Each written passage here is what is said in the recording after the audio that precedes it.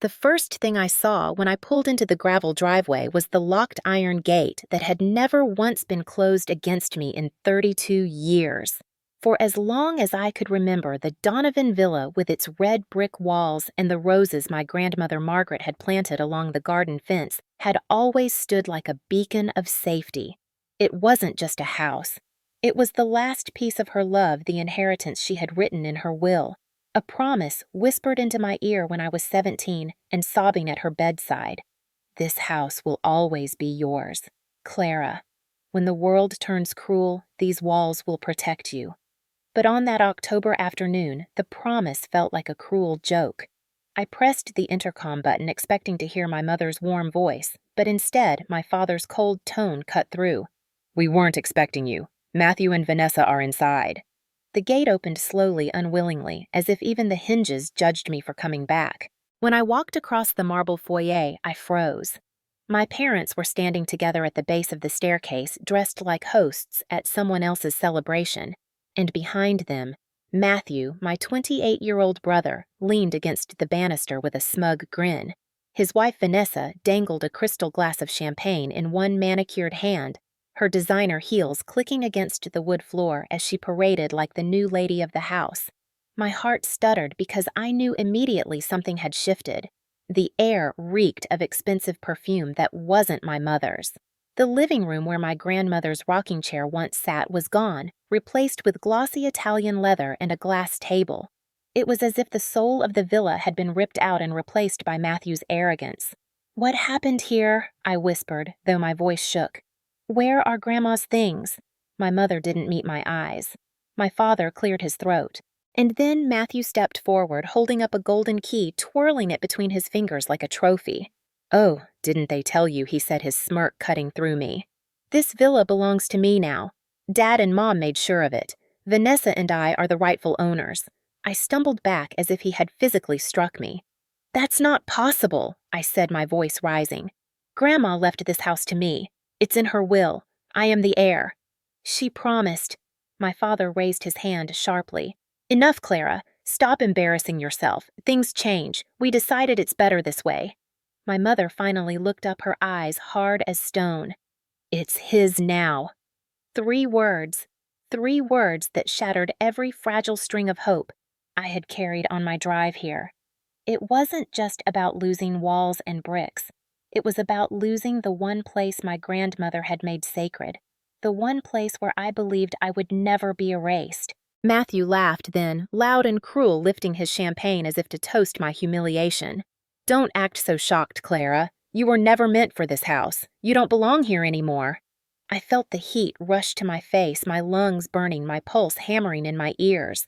The betrayal wasn't just theft.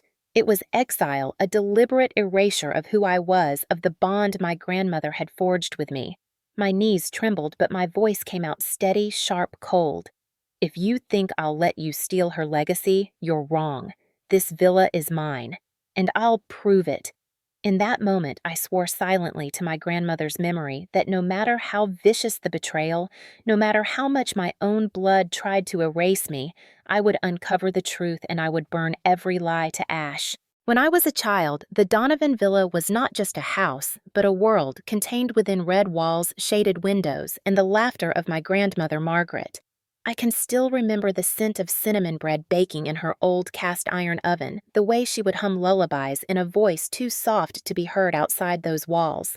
She was the only person who looked at me with eyes that said, "You matter." My parents never did. To them, I was the older daughter meant to hold things together, to clean up messes, to make sacrifices so Matthew could shine.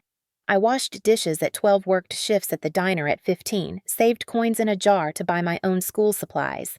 Meanwhile, Matthew was handed everything a car at 16 tuition fully paid, praise poured on him as if he were some golden heir. "Don't upset your brother, Clara," my mother would snap whenever I complained. "He's fragile. He needs us. Fragile." That word haunted my childhood, wrapping around my throat like a rope. He was fragile, so I had to be strong. He was fragile, so I had to endure. He was fragile, so I was never allowed to dream for myself. Only my grandmother broke that pattern. On nights when I cried silently in my small upstairs room, she would knock enter with her worn shawl wrapped around her thin shoulders and pull me into her lap. "Don't let them tell you who you are," she whispered once brushing my hair back. "Family is not who breaks your spirit. Family is who protects your heart, and I will protect yours." She was true to her word. When my parents scolded me for not doing enough, she defended me. When Matthew mocked me for being plain, she handed me her silver locket and said, "You are worth more than any jewel in this house." She made me promise that no matter what happened, I would never forget my own worth. And before she passed frail and fading at 79, she reached for my hand and pressed the villa's key into it. "This place will always be yours," she whispered. "I have written it into my will. One day, when the world feels unbearable, come back here. These walls will shelter you." I was 17 then, clinging to her as though I could hold her here longer. The day she died, the villa changed. My parents took over moving her furniture, covering her rose garden with stone tiles, erasing her presence piece by piece.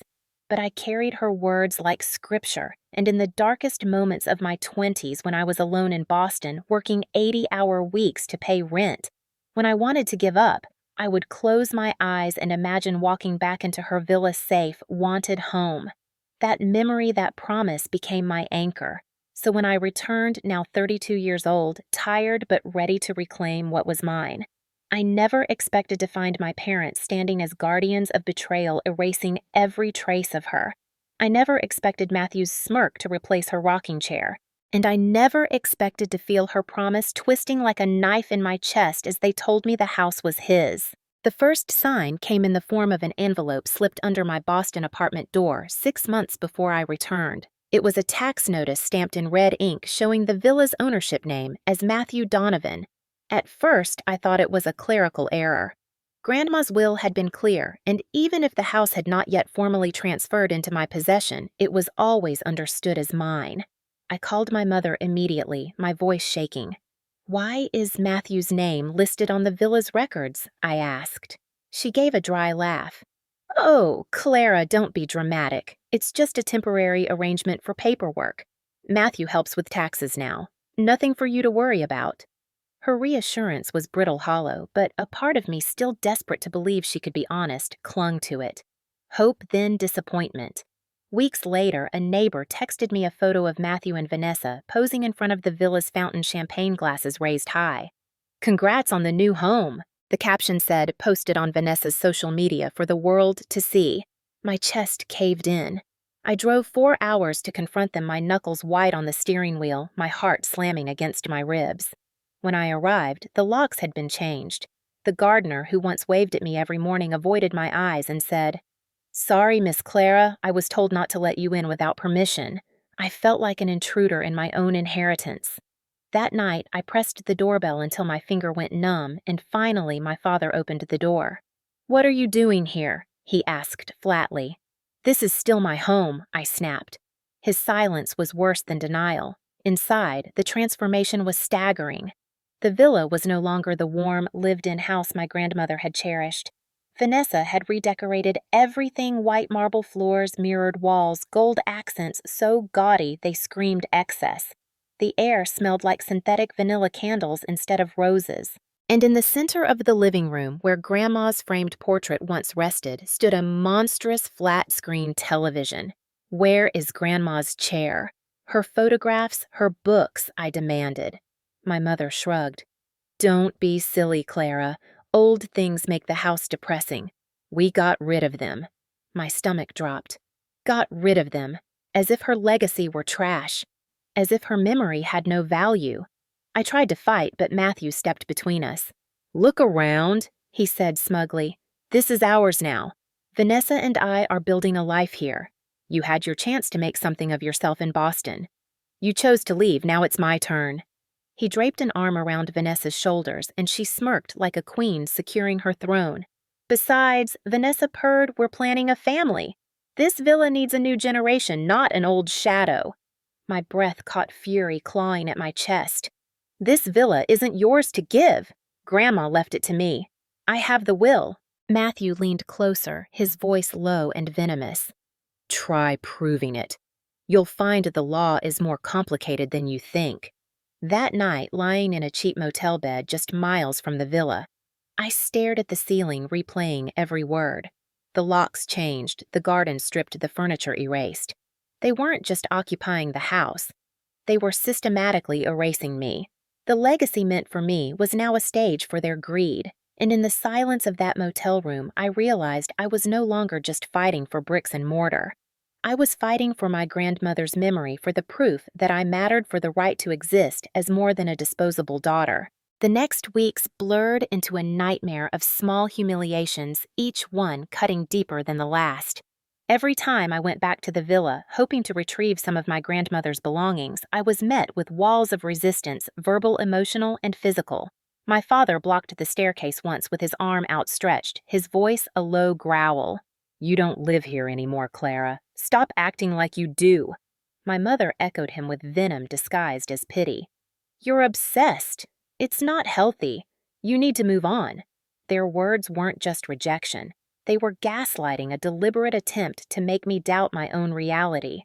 I still had a copy of my grandmother's will tucked inside a folder in my Boston apartment, but the way they spoke so confidently, so coldly, it made me question whether I had misremembered everything. Matthew and Vanessa thrived on this. One afternoon, I found Vanessa sprawled across my grandmother's rocking chair, the same one where Margaret used to read to me. Except Vanessa had thrown a designer throw blanket over it, sipping wine as if it had always belonged to her. When I demanded to know where the rest of my grandmother's things were, her photographs, her Bible, the pearl necklace she wore on her wedding day, Vanessa gave me a smile that was all teeth. "We donated the old junk." "You're welcome. The house feels so much lighter now. Old junk." My chest burned, my hands trembled. These were not just possessions.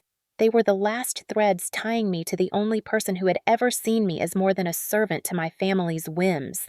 But to Vanessa, they were clutter standing in the way of her empire. Matthew took it further. At dinner one evening in front of my parents, he leaned back in Grandma's chair at the head of the table and said, "You know, Clara, maybe it's better this way. You're always working, always away. You don't have time for this house. Vanessa and I do. We can keep it alive." I slammed my hands on the table. "Alive. You've stripped it of every memory that mattered. You've killed it." My parents exchanged glances, their silence louder than any words. Finally, my mother sighed as if I were a stubborn child. "Your brother is right. You've always been too sensitive. Margaret spoiled you with those promises. This house belongs to the future now, not to your childish fantasies." Sensitive. That word stung more than fragile ever had. It was a dismissal, a refusal to acknowledge my grief, my pain, my truth. In their narrative, I was unstable, delusional, clinging to a past that didn't exist. They wanted me erased not only from the villa, but from my grandmother's legacy. The breaking point came when I returned one morning and found the rose garden gone. The roses Margaret had planted with her own hands, the ones she taught me to prune. Gently, every spring had been ripped out, replaced by stone tiles and an outdoor bar. I collapsed to my knees, fingers clawing at the soil, searching for any trace of her. But there was nothing left, only dust and granite. Matthew's voice floated over me. "See, much more modern. No one cares about dead flowers." Vanessa laughed, high-pitched, cruel. My parents stood behind them, silent, complicit. That was the moment I realized they weren't just stealing my inheritance. They were erasing me, rewriting the story of the villa to exclude me completely, as if Margaret had never whispered her promise, as if I had never belonged. And yet, even as my heart splintered, a seed of defiance took root. They wanted me erased, but I would carve my name back into those walls with truth and fire if I had to. It was a Wednesday night when the mask slipped and the truth crawled out like poison. I had driven back to the villa after work, determined to find proof, anything that tied me to my grandmother's inheritance. The house was quiet when I slipped through the side door, the one that opened near the kitchen. Vanessa's laugh echoed faintly from the patio, high and sharp, like glass breaking. I froze, crouched in the shadows, my heart slamming against my ribs. Then I heard Matthew's voice, low and cold. "She's not going to stop, Vanessa. You've seen her. She keeps coming back, digging around. She won't give up." Vanessa sighed dramatically, as if Clara's existence was nothing more than a stubborn stain. Then we'll make sure she doesn't come back. Ever. My breath caught a sharp gasp I nearly choked on. I pressed closer to the wall, the stone rough beneath my palms. Matthew's tone hardened, each word deliberate. If she falls down the staircase, no one will ask questions. People trip, people break their necks, especially someone as clumsy and unstable as Clara. We'll make it look like an accident. And with the insurance. He trailed off, but Vanessa finished the thought, her voice sweet as venom. With the insurance, we'll be set. The house, the payout, it will all be ours. Your parents will understand. She's just in the way. The night seemed to constrict around me, every shadow pressing closer, every sound sharper. My stomach flipped, bile rising in my throat. They weren't just trying to erase me from the house. They were plotting to erase me from life itself. The betrayal deepened, sinking its claws into the marrow of my bones. My own brother, the boy I had once held when he was sick, the boy I had defended on the playground, now speaking of my death like it was a line item on a business plan. And my parents had. They truly heard nothing. Or worse, had they agreed in silence. I wanted to scream, to burst out from the shadows and confront them, but instinct pinned me still. I had no proof yet, only the searing memory of their words. If I confronted them now, they would deny it, twist it, bury it. My grandmother's voice whispered in my mind, steady, calm, truth will be your shield. I forced myself to breathe slowly, carefully, as if any sound might trigger my execution. Vanessa clinked her glass against Matthew's. To new beginnings, she purred. To freedom from her. They laughed together, a sound so chilling it sliced through the night air like a blade. I backed away, each step slow, deliberate, until I reached the driveway. My knees threatened to buckle, but I forced myself into the car, gripping the steering wheel with trembling hands. Tears blurred my vision as I drove away, headlights carving through the darkness. Every mile stretched between me and the villa felt like a mile back to life away from death's waiting arms. But there was no comfort, no relief, only a resolve that burned hotter with each turn of the road. They wanted me dead. My brother and his wife were plotting my murder for money and a house that was mine by right. My parents, whether blind or complicit, were standing by while their daughter became a target. I would not give them the satisfaction of my silence. That night, in the safety of my tiny Boston apartment, I opened a notebook and wrote down every word I remembered, every tone, every detail.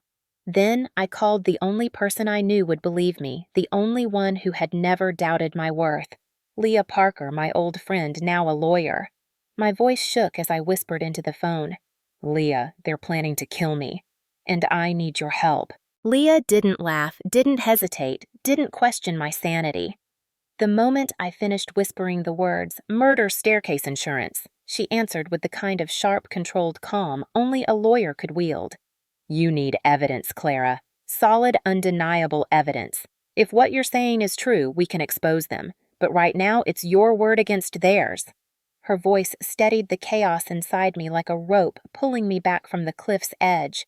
Leah had always been the one person I could count on, from our college nights poring over textbooks to the summer I nearly collapsed from overwork and she carried me home. Now she was more than a friend.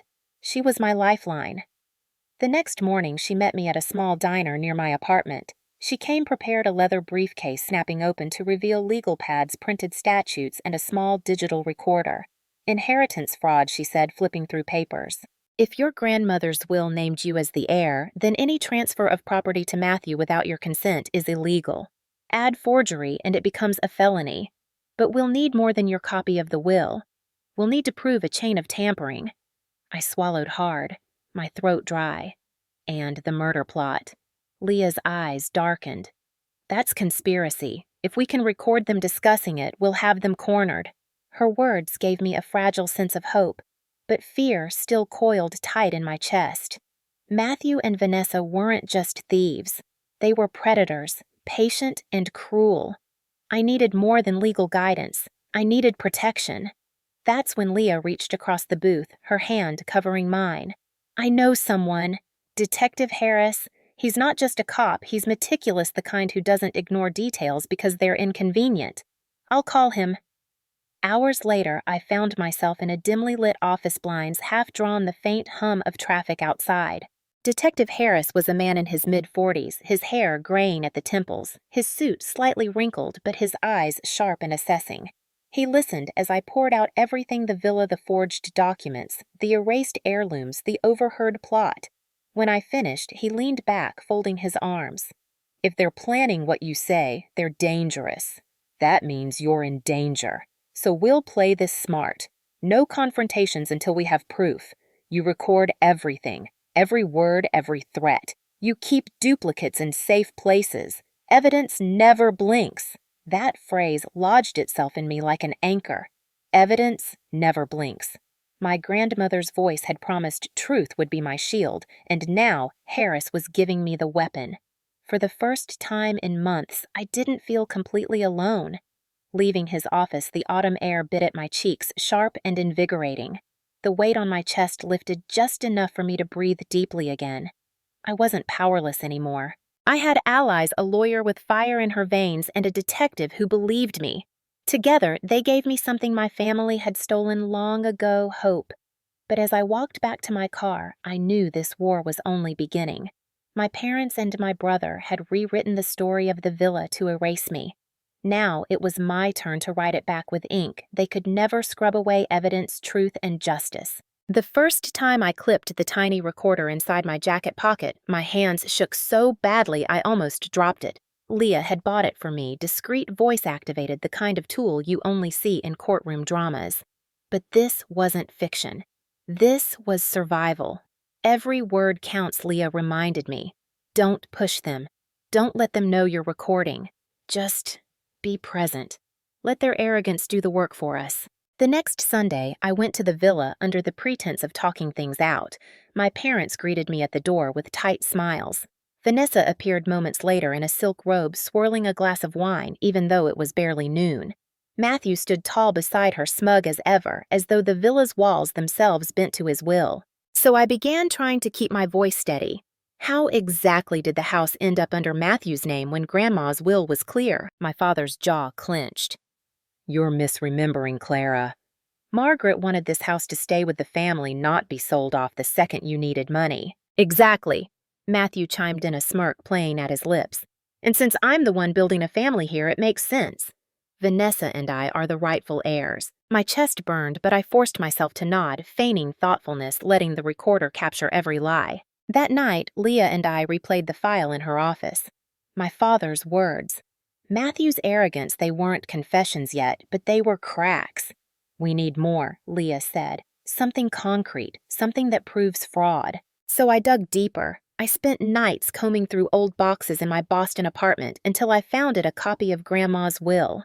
The paper had yellowed slightly at the edges, her handwriting still elegant, the lawyer's seal embossed clearly.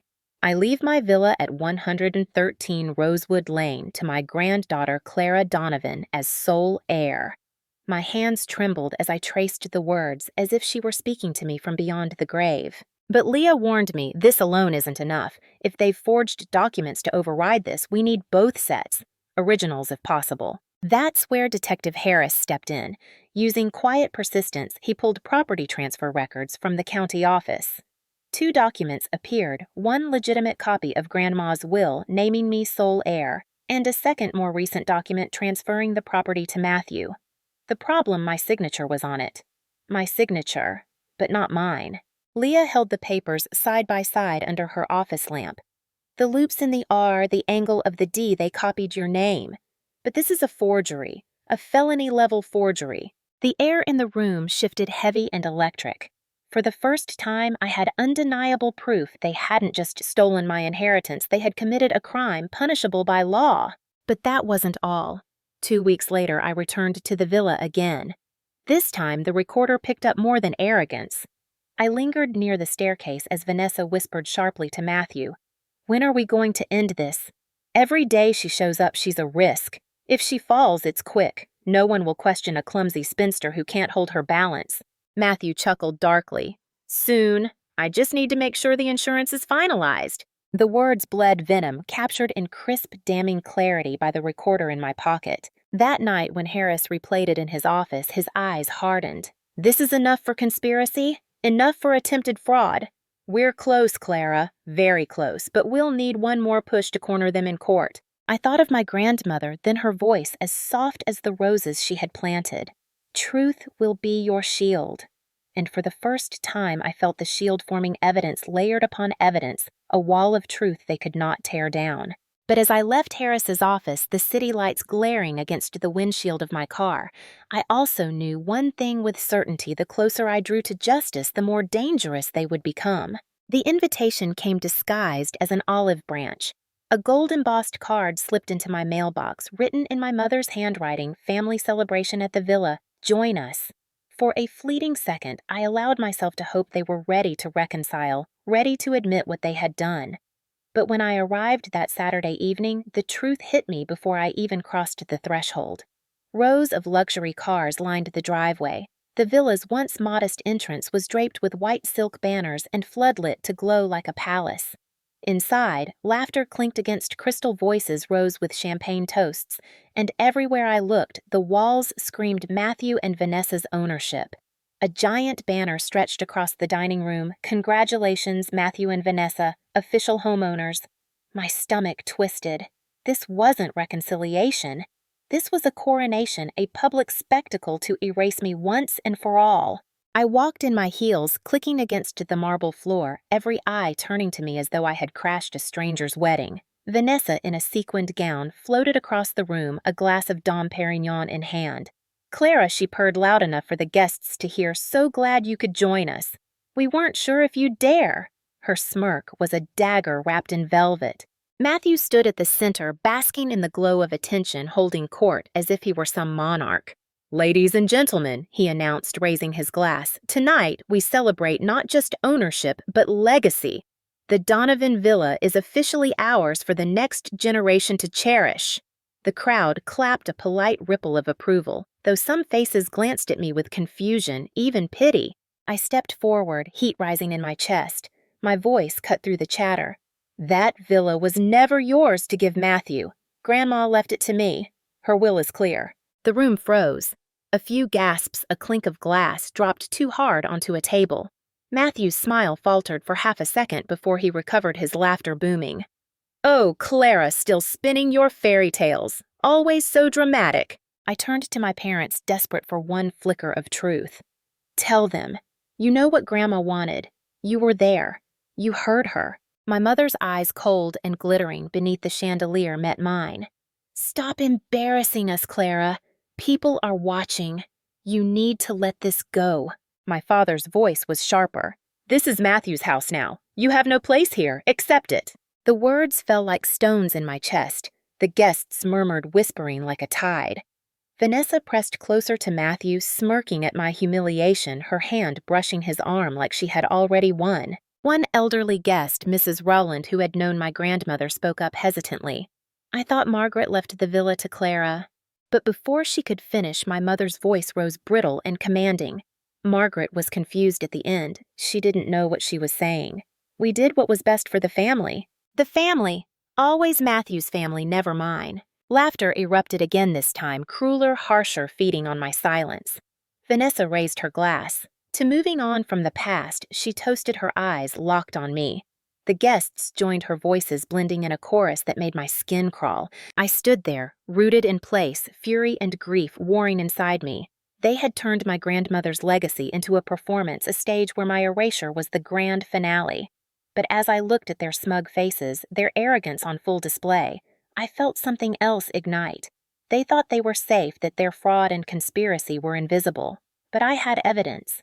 I had allies. And soon, the very stage they used to humiliate me would become the place where their lies unraveled. In that moment, while the room roared with false celebration, I silently swore to myself this was the last time they would mock me in public. The next gathering inside these walls would not be a party. It would be their reckoning. The reckoning came sooner than they expected. A week after the celebration, I returned to the villa, no longer trembling with fear, but carrying something far stronger proof. Leah had prepared a neat folder filled with documents, the original will, certified copies from the lawyer's office, and Harris's property records showing the forged transfer. In my purse, I carried the recorder with their voices captured forever, plotting my death like it was nothing more than a chore. My grandmother's words pulsed in my head with every step up the drive. Truth will be your shield. When the front door swung open, Matthew's smirk was already in place. Back again, Clara. What is it this time? Another performance about how Grandma loved you more. He chuckled, leaning against the doorframe, blocking my path. I met his eyes steady. I'm not here to perform. I'm here to prove. I pushed past him into the living room where my parents sat stiffly on the leather sofa and Vanessa lounged in Grandma's chair, swirling a glass of red wine. The sight made my stomach twist, but I refused to falter. I set the folder down on the glass table with a sharp slap. "What's this?" Matthew sneered, flipping it open casually. "It's the truth," I said. "Grandma's will. Certified. The villa was never yours. It was mine. And this," I pointed to the second set of papers, "the forged transfer is a crime. Forgery. Felony level. Your little empire is built on lies." For the first time, his smirk flickered. "Try proving it," he said, though his voice lacked its usual confidence. I reached into my purse, pulled out the recorder, and pressed play. The living room filled with Vanessa's voice. "If she falls down the staircase, no one will ask questions." Then Matthew's reply, cold and deliberate. "We'll make it look like an accident. And with the insurance." The air seemed to freeze. My mother's hand flew to her mouth. My father's face drained of color. Vanessa bolted upright, her wineglass shattering against the floor. "That's not," she faked, "that she—" But the recording continued, their laughter ringing through the villa like a funeral bell. "Evidence never blinks," I said, my voice like steel. "This isn't just inheritance fraud anymore. This is conspiracy to commit murder, and every word is documented." Vanessa lunged towards me, her manicured nails flashing, but Harris stepped out from the shadows of the hallway, his badge glinting. He had insisted on being present, anticipating their desperation. Enough, he barked, pulling her back with practiced ease. Matthew's face twisted fury, replacing arrogance. "You can't do this. This is my house. My parents wanted me to have it." I turned to my parents, my eyes burning. "Tell him the truth. Tell him what Grandma wanted. You heard her as clearly as I did." For a moment, silence. Then my father spoke, voice cracked, breaking under the weight of the evidence. "She left it to Clara.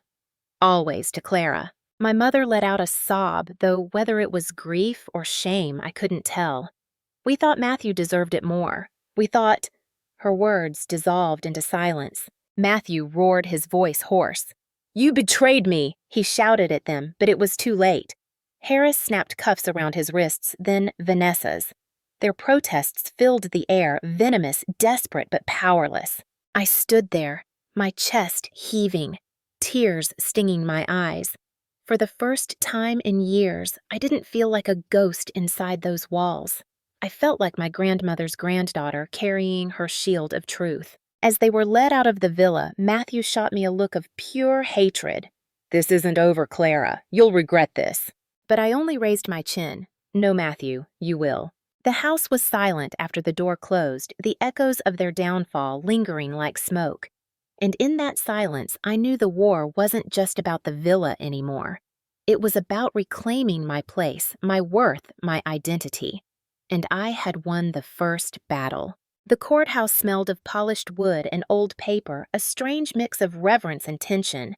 I sat at the plaintiff's table beside Leah, my palms pressed flat against the cool surface, my pulse pounding like a drum. Across from us sat Matthew and Vanessa, their designer clothes doing little to mask the fury etched into their faces. My parents sat behind them, pale, hollow-eyed, avoiding my gaze as if looking at me meant facing what they had done. The judge, a stern woman with silver hair and eyes that missed nothing, entered the courtroom. The bailiff called for order, and the trial began. Leah rose first, her voice clear, steady, unflinching.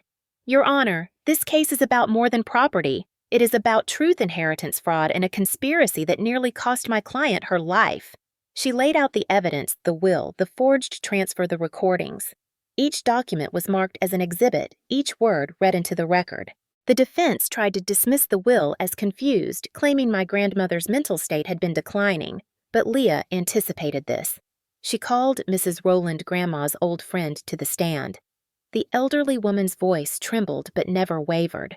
Margaret was sharper than anyone I knew. She told me many times, "This villa belongs to Clara. I want her safe." She was never confused about that. Then Harris took the stand, his testimony calm and devastating. He confirmed the property records, the forged documents, and authenticated the recordings. The jury leaned forward, their faces tightening as they heard Vanessa's voice describing my fall and Matthew's chuckle about the insurance. Gasps rippled through the room. Even the judge's face hardened. When Matthew himself was called to testify, his arrogance nearly consumed him. He denied everything, claimed the recordings were doctored, accused me of being unstable. But Leah pressed him question after question until his answers contradicted each other. His temper snapped. "It should have been mine," he shouted, slamming his fist against the stand. "I deserved it more than she ever did." The outburst hung in the air, damning in its rawness. Vanessa fared no better. When confronted with her own voice on the tape, she collapsed into sobs, trying to paint herself as a victim of Matthew's manipulation. But the jury had heard enough. The judge's gavel struck once, the sound echoing like thunder. The court finds Matthew Donovan and Vanessa Donovan guilty of inheritance fraud, forgery, and conspiracy to commit murder. Matthew Donovan is hereby sentenced to 20 years in state prison. Vanessa Donovan is sentenced to 18 years. Both sentences shall run consecutively with no chance of early parole. My parents called next, trembled as the judge spoke. "While there is insufficient evidence to convict you of direct conspiracy, your complicity in allowing this fraud to proceed is undeniable. You are stripped of any claim to the Donovan villa and placed under supervised probation for 5 years." The courtroom was silent, the kind of silence that follows a storm. I sat, frozen, barely breathing, as the weight of it all settled. Then Leah squeezed my hand, her eyes bright with fierce pride. "You did it, Clara. You honored your grandmother. You proved the truth." Matthew was dragged away in cuffs, his eyes burning with hatred, his voice hoarse as he spat. "This isn't justice. This is betrayal." Vanessa screamed, clawing at the air, her sobs echoing down the hallway as officers restrained her.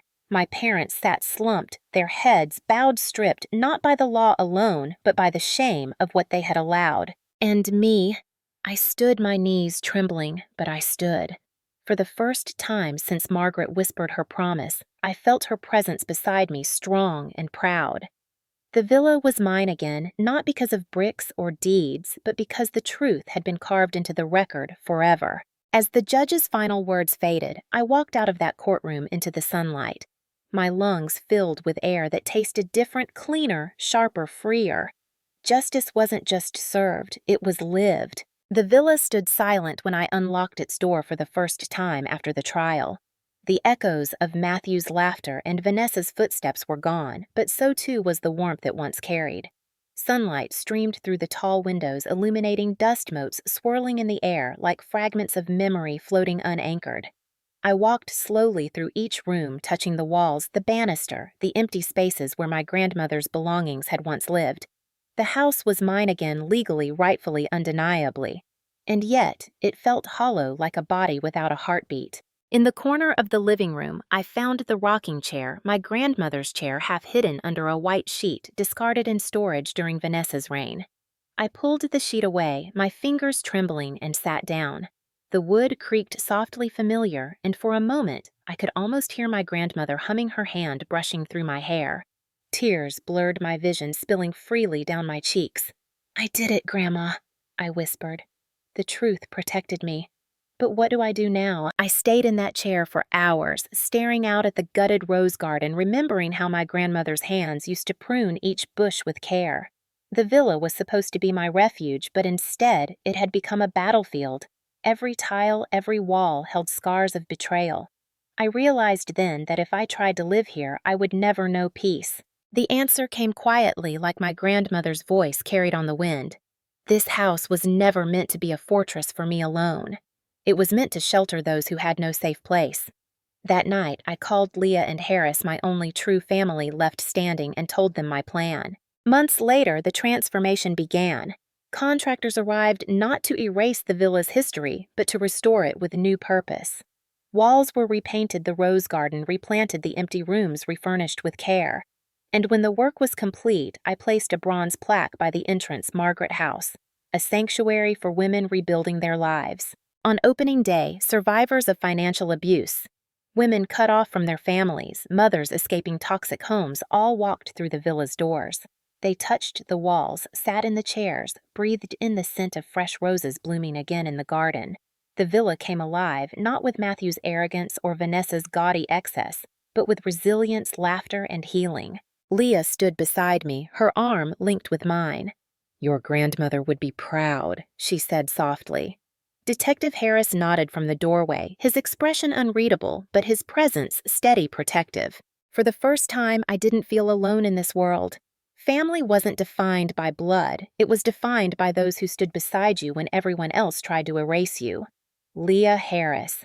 The women who now found shelter in Margaret House, they were my family. As the sun dipped below the horizon that evening, I sat again in my grandmother's rocking chair, now placed at the center of the restored living room.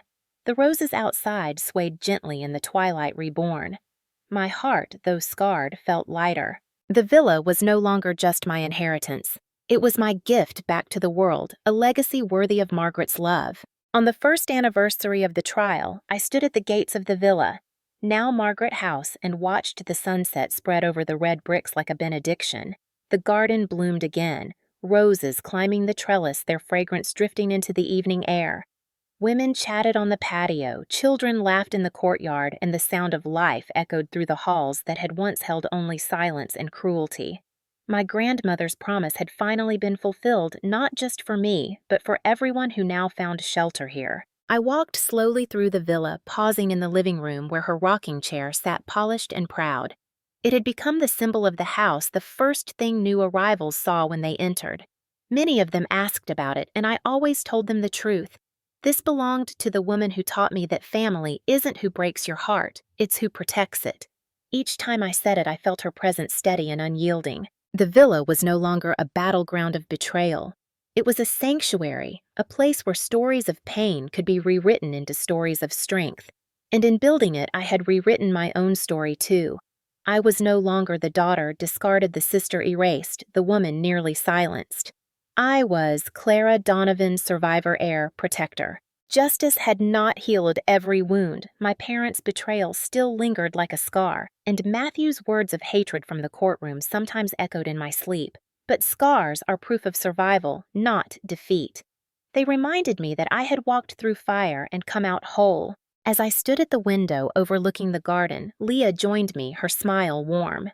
"You've turned this place into something extraordinary," she said. Detective Harris passed by, tipping his hat, his presence a quiet reassurance. They weren't just allies anymore. They were family, the kind chosen, not imposed, built on loyalty and respect, rather than blood and obligation. That night, after the last of the guests left and the villa quieted, I lit a single candle by the chair and whispered into the stillness. "I kept your promise, Grandma. The truth was my shield, and now it's my gift to others." The flame flickered steady and strong, just like the legacy she had left me. Walking out of the villa, I closed the door behind me and felt no fear, no emptiness. Instead, I felt release. The house no longer anchored me to pain, it anchored me to purpose. My life stretched before me, not as a continuation of my family's cruelty, but as a testament to resilience, justice, and freedom. Blood had betrayed me, but truth had restored me. And in the end, I had discovered that family is not defined by who shares your name. It's defined by who stands with you when the world turns against you. As the night deepened, I turned my face to the stars and breathed in the cool air, a quiet smile curving my lips. I was no longer bound by betrayal. I was free.